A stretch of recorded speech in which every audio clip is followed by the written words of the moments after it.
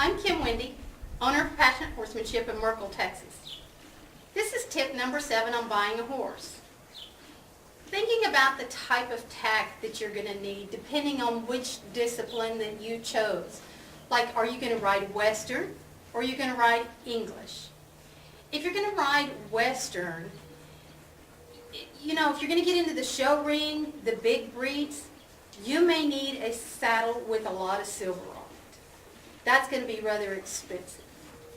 If you're going to be just riding down the road for pleasure, you're not going to need all that silver.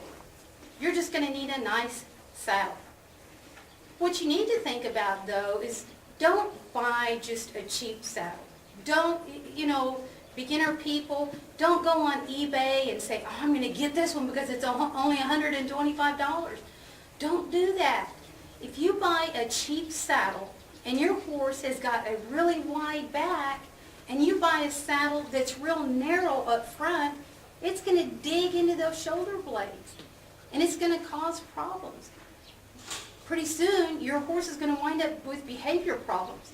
It could cause them to start bucking you off because their back is so sore they don't want you up there. Or it might start causing them to bite at you when you go to put the saddle on or kick at you, things of that nature. So I'm going to encourage you to buy a good quality saddle and find somebody that knows about saddle fit and getting it fit properly to your horse.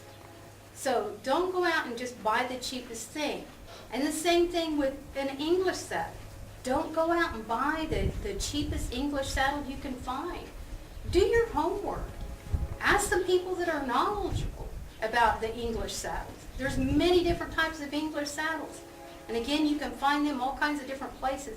You can find saddles online. You can find them on Craigslist. You can find them on eBay. But again, do your homework.